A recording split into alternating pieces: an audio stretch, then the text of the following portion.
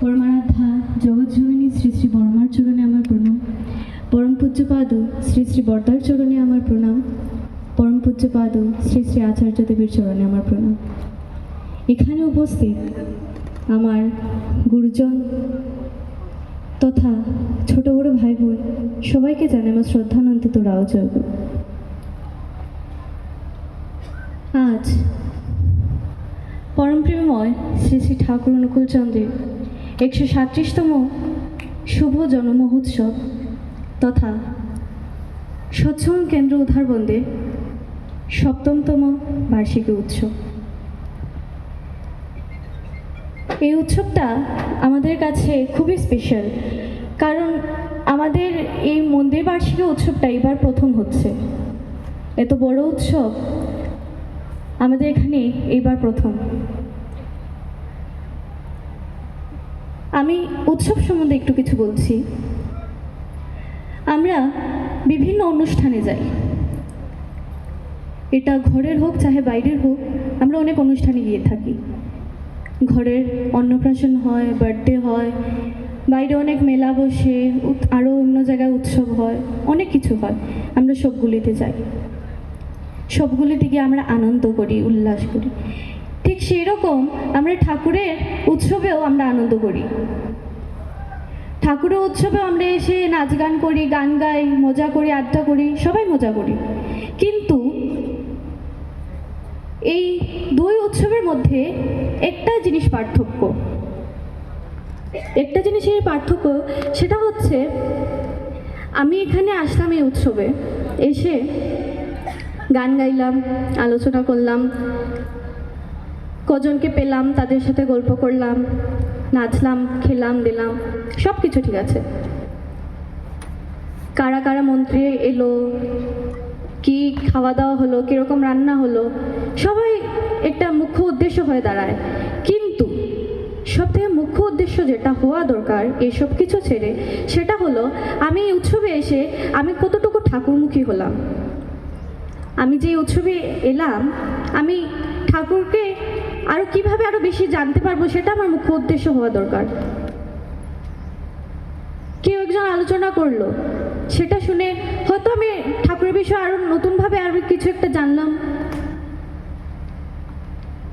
কারোর সাথে গল্প হচ্ছে, আড্ডা হচ্ছে, সেখানে ঠাকুর বিষয়ে কথা হচ্ছে, তখন আমি আর ঠাকুরকে আরও নতুনভাবে জানলাম। সেটাই কি হয়, ঠাকুরের বিষয়ে আমার জ্ঞান বাড়ে।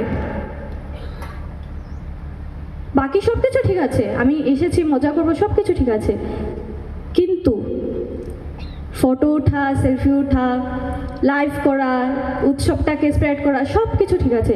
সব কিছু মুখ্য উদ্দেশ্যের পর আমি এসে কতটুকু ঠাকুরমুখী হলাম, ঠাকুরকে আরও কীভাবে আমি ঠাকুরকে আরও জানতে পারবো, সেটা আমার মুখ্য উদ্দেশ্য হওয়া দরকার।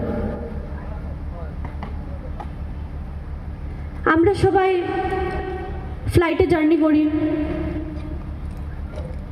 তখন আমরা ফ্লাইটে উঠে আমরা পাইলটকে গিয়ে জিজ্ঞেস করি না যে আপনার এক্সপিরিয়েন্সটা আমাকে দেখান, আমি দেখবো আপনার কতটুকু এক্সপিরিয়েন্স। আমরা গিয়ে করি না তো।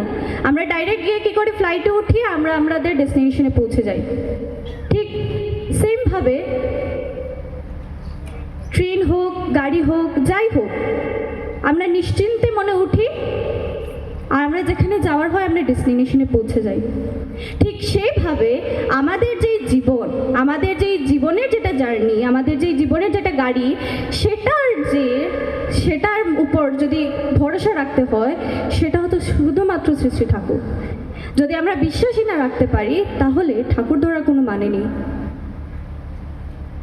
অনেক মানুষ দীক্ষা নেওয়ার আগে প্রশ্ন করে, কেন দীক্ষা নেব, কি হয় দীক্ষা নিলে? অনেকে বলে যজন যাজন ইষ্টবিধি, সব কিছু ঠিক আছে, কিন্তু যজন যাজন ইষ্টবিধি স্বস্তিনী সদাচার সব কিছু করার আগে যেটা ঠাকুর ধরে করতে হয়, সেটা হলো ঠাকুরের উপর বিশ্বাস করা, যে না, আমি তাকে ধরেছি, আমার কোনো ভয় নেই, আমার জীবনে সে আছে, আমার আর কোনো ভয় নেই।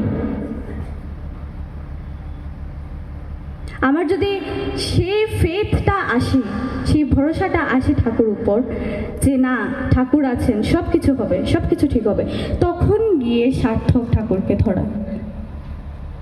তখন নিজেই ফিল করবেন যে না, আমার সঙ্গে ঠাকুর আছে।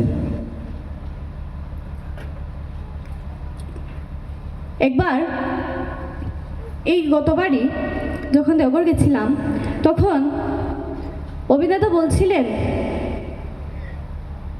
এই তুই জানিস লাভ আর অ্যাট্রাকশনের মধ্যে ডিফারেন্সটা কি? প্রেম আর আসক্তর মধ্যে পার্থক্য জানিস? আমি বললাম, আগে না দাদা। উনি বললেন, কোনো জিনিসকে বা কোনো মানুষকে যখন আমরা ভালোবাসি, তখন আমরা তার মঙ্গল কামনা করি, তার মঙ্গল চাই, তার জীবনে তার বৃদ্ধি হোক, আমরা সেটা প্রার্থনা করি। আর যখন অ্যাট্রাকশন হয়, তখন কি হয়, আমরা ওই জিনিসটার প্রতি বা ওই মানুষের প্রতি আমরা অ্যাট্রাক্ট হয়ে যাই, যে না আমি সেই জিনিসটা আমার, মানে আমারই, আমি ওকে ছাড়তে পারবো না। সেটা হচ্ছে অ্যাট্রাকশন। দাদা বললেন যে অ্যাট্রাক্ট কোনোদিনও হতে নেই, ভালোবাসতে হয়, সবাইকে ভালোবাসতে হয়। ঠাকুর ধরেছে মানে কি, আমার মধ্যে ঠাকুর আছে, আমি সবাইকে ভালোবাসবো। কেউ আমার সঙ্গে খারাপ করুক চাহে ভালো করুক, আমি নিঃস্বার্থভাবে তাকে ভালোবাসবো, কোনো স্বার্থ নিয়ে না। আর ভালোবেসেছি মানে কি, যে না সেই জিনিসটা আমারই হতে হবে, এমন কোনো কথা না। ঠাকুর বলেছেন নিঃস্বার্থভাবে ভালোবাসো, কিন্তু কোনো আশা রেখো না। আর আমাদের এখানে যে প্রত্যেকে যারা বসে আছি, আমাদের প্রত্যেকের জীবনে যদি এমন কেউ থেকে থাকে যে আমাকে নিঃস্বার্থভাবে ভালোবাসবে, জীবনের শেষ নিঃশ্বাস পর্যন্ত আমাকে ভালোবাসবে, সেটা হচ্ছে কি শুধুমাত্র শ্রী শ্রী ঠাকুর। কারণ ঠাকুর ছাড়া আমাদের জীবনে এমন কেউ নেই যে আমাদেরকে একদম শেষ নিঃশ্বাস পর্যন্ত আমাদের সঙ্গে থাকবে, আমাদেরকে ভালোবাসবে। একমাত্র ঠাকুরই যিনি তুমি যতই ভুল করো, যতই যা করো, তোমাকে কোনো দিন ছাড়বে না। কিন্তু সেটার জন্য আমাকে তাকে ধরে রাখতে হবে।